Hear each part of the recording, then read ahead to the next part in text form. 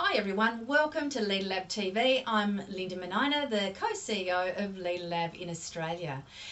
I thought I'd jump on today because I want to share with you a quote that I absolutely love, and it's from Mahatma Gandhi, and it rings true so much and makes me as a leader think about what I'm doing every day. And the quote is, "The future really does depend on what you do today." And how true is that?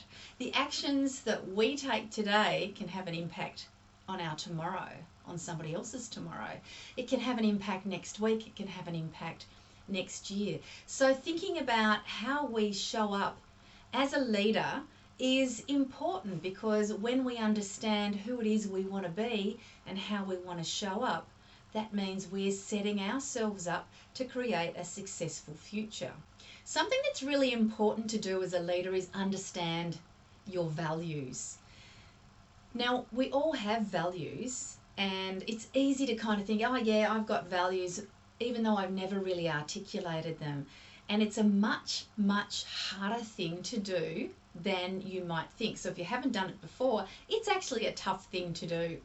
And what we find in the leadership programs that we run, particularly when we talk about helping leaders understand their values, they go, oh wow, like I thought I knew, but now I'm really having to reconsider what I truly do value.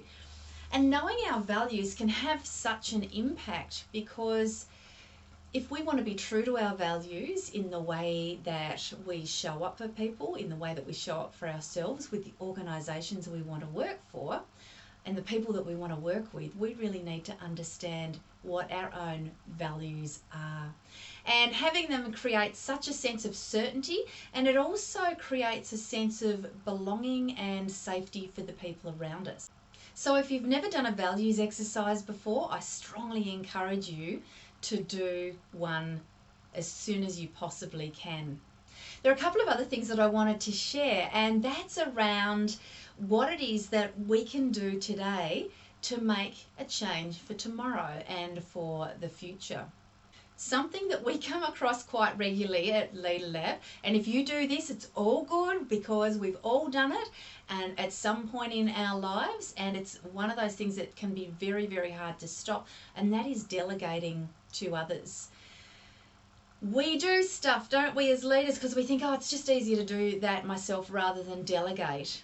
But delegating not only frees us of a task, but it also empowers other people to do it.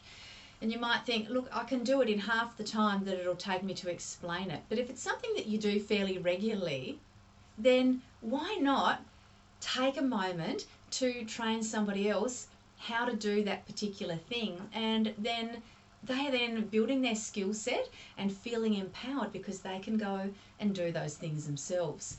So what might take twice the time in the short term is going to save you a lot of time in the long term.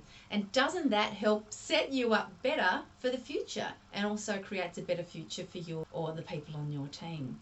Another thing that I want to share with you is about how we respond when things go wrong. Whether it's a little thing or a big thing, how do you respond in the moment? Do you respond thoughtfully? Do you take a breath and go, oh, okay, let me have a think about how I'm going to deal with this? Or do you lose your cool? Or the people around you perhaps lose their cool? When people lose their cool, often it means that their resilience is low. It's about understanding what it is they need or you need to build that level of resilience. So you can take things in your stride. I mean, there are times where people just simply create drama, but I would encourage you as a leader, don't bring drama into the workplace. When things go wrong, look at them in a way that you can express how you feel about it quite rationally, and invite others in from your team to say, hey, we've got this problem. What do you think we can do about it? And maintain a calm demeanour, and you'll likely find that the people around you will do exactly the same. And that's another great way to set yourself up and set others up for the future. There's one other quote that's very related to the future depends on what we do today, and that is, The best time to plant a tree was 20 years ago. The second best time is right now. So what kind of trees can you plant that can grow and develop into something amazing and beautiful over time? Thanks for joining me and look forward to seeing you soon.